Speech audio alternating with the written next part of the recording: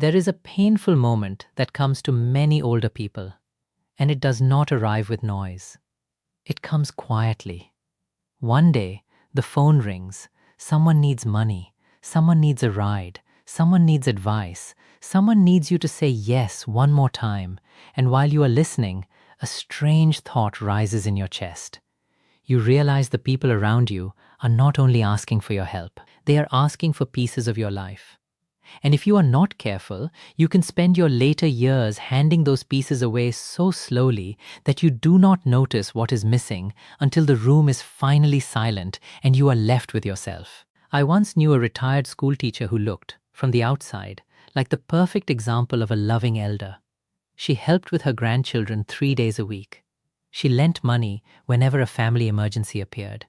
She listened to every complaint, every argument, every crisis. Her door was always open. Her heart was always open.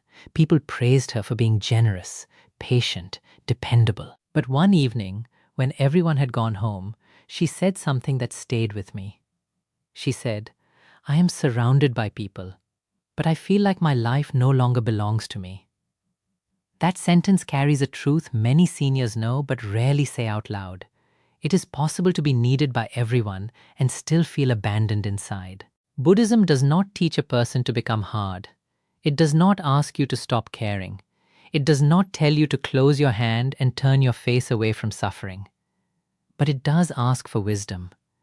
The Buddha praised generosity, yes, but never blind generosity. He taught compassion, but not compassion that feeds delusion.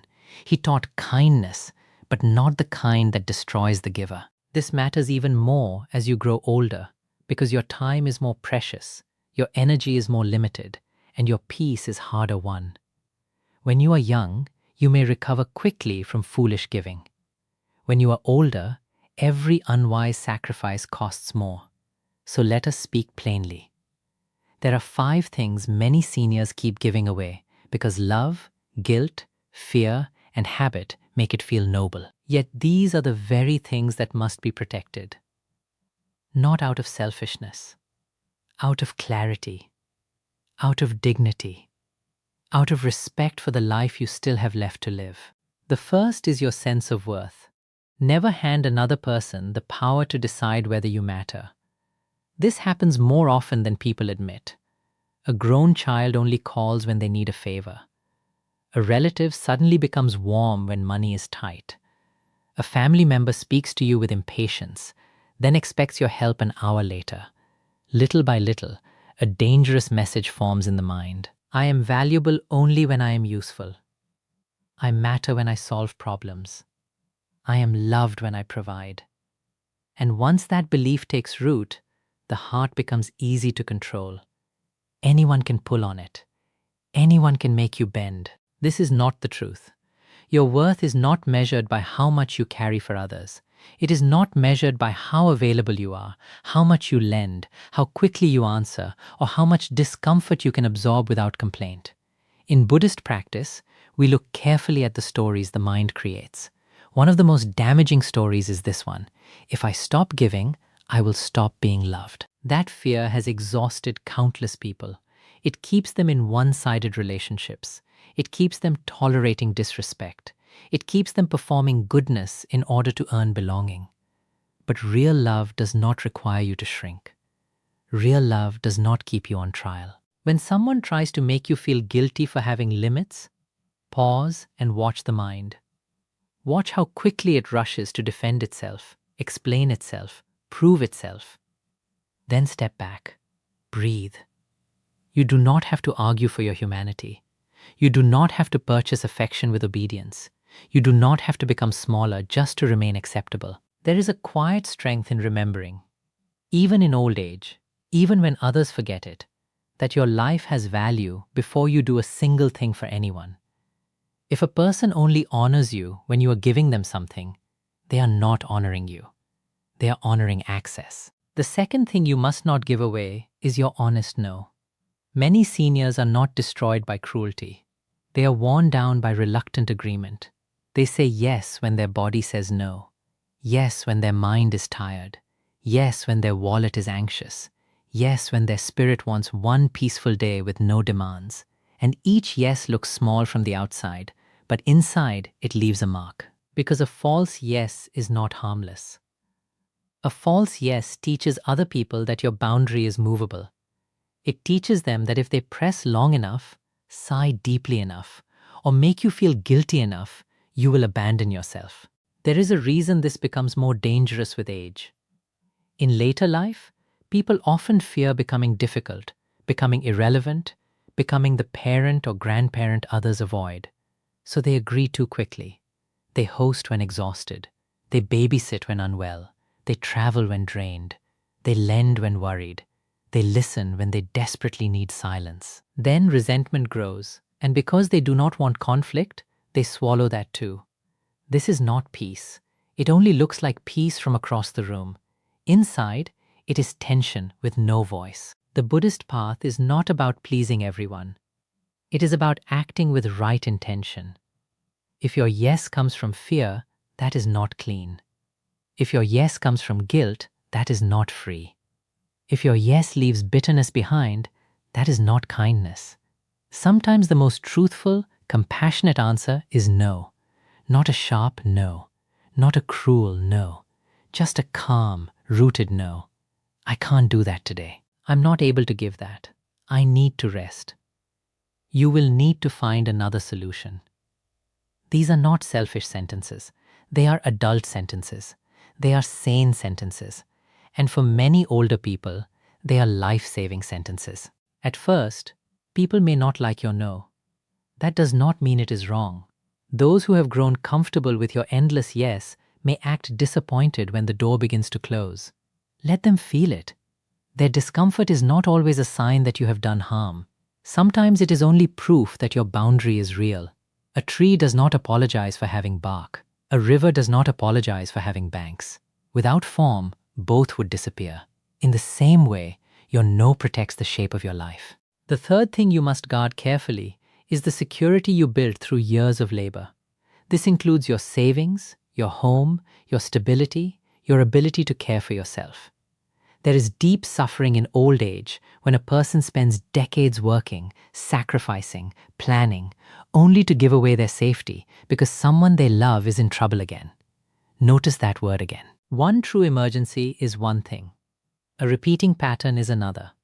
Some people do not come to elders for help. They come to elders for rescue. And rescue can become an addiction on both sides. One keeps making the mess. The other keeps cleaning it because it feels loving. But love without wisdom can become a slow form of self-betrayal. An adult child makes reckless choices, then comes to you with panic in their voice. A relative lives beyond their means, then asks for a small loan that is never returned. A grandchild learns that tears open your wallet faster than effort opens opportunity. If this keeps happening, the issue is no longer generosity. The issue is pattern. Buddhism asks us to see clearly, not just feel deeply.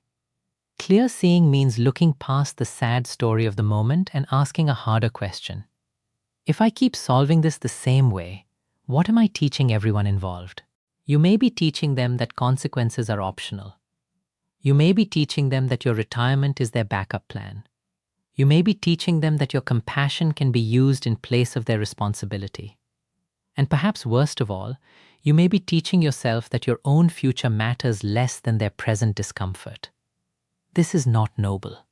This is dangerous. There are older people living with silent terror because the money that should have protected their final years was spent trying to prevent grown adults from facing the results of their own choices. You can still help without surrendering your ground. Help can look like a meal, guidance, a temporary ride, help finding resources, help making a plan, help facing reality. Help does not always mean money. Help does not mean signing your name where your peace used to be. Help does not mean putting your shelter at risk so another person can postpone maturity. Every being lives with karma, which means actions bear fruit. If you keep standing between someone and the fruit of their actions, you may feel kind in the moment, but you may be delaying the very lesson that could save them. The fourth thing you should never give people is your silence, when silence protects disrespect, manipulation, or harm. Many older people were raised to keep the family together at any cost. They learned to smooth things over, excuse behavior, let comments pass, avoid scenes, hold the truth in their mouth until it turns into heaviness. They say nothing when a son speaks harshly. They stay quiet when a daughter uses love like a weapon. They ignore the mocking tone, the guilt trips, the entitlement, the repeated crossing of lines. They tell themselves, it is better not to make trouble. But trouble is already there. Silence does not remove it.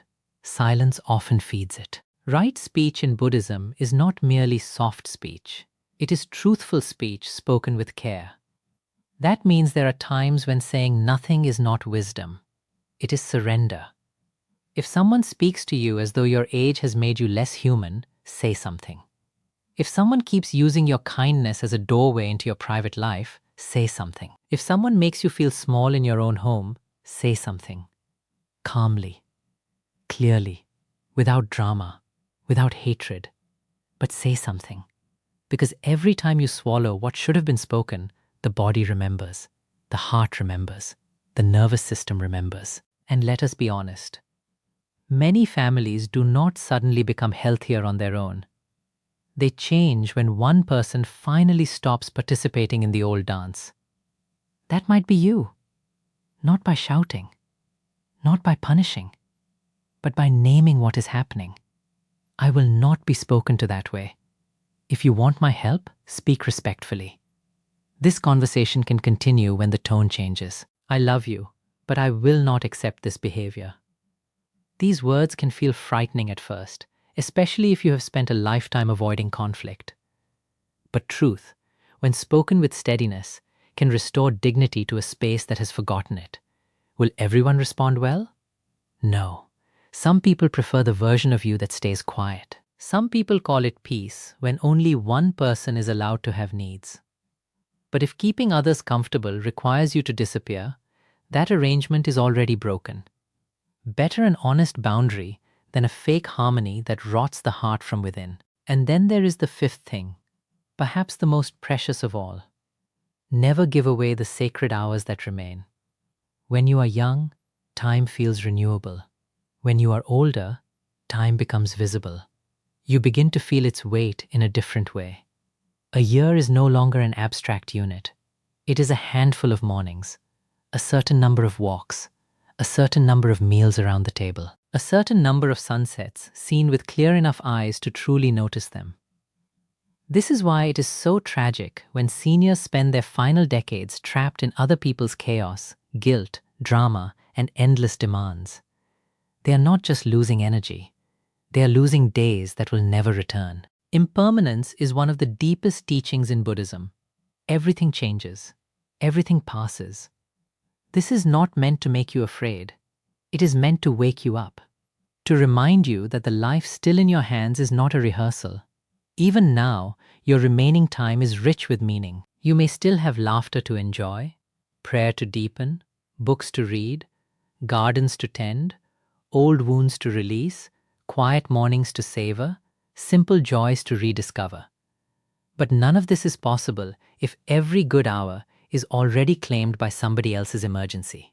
Protecting your remaining time does not mean loving people less. It means finally understanding that your life is not an endless waiting room for other people's needs. You are still a living being with an inner world.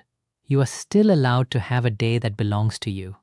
You are still allowed to rest without explaining yourself. You are still allowed to choose peace over pressure, quiet over noise, depth over constant availability.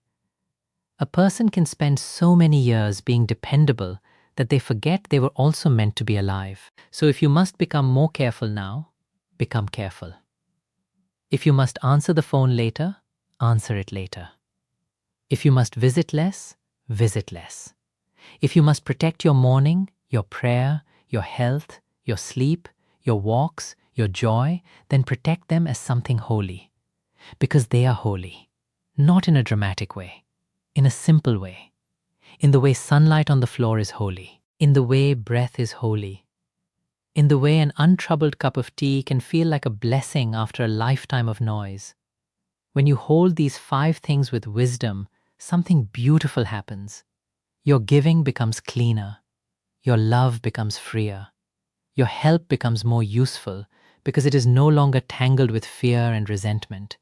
You stop giving to be approved. You stop giving to avoid guilt. You stop giving because you are afraid to be abandoned. Instead, you give from choice, from steadiness, from a full heart, not an extracted one. That kind of giving has power. That kind of love does not collapse. So remember what must remain in your hands. Your worth is not for others to define. Your no is not something to be bargained away. Your security is not a public resource for every repeated crisis. Your voice is not meant to disappear in the name of fake peace. And your remaining time is not a cheap thing to scatter on every passing demand. If you have already given too much, do not punish yourself. Most people were never taught how to protect their own life without feeling guilty. Many were praised for self-erasure and called virtuous for exhaustion. See it clearly now, and let that seeing be enough to begin again. You do not need anger to reclaim yourself. You do not need revenge. You only need honesty. Quiet, steady honesty. There is still time to live differently. There is still time to become gentler with yourself.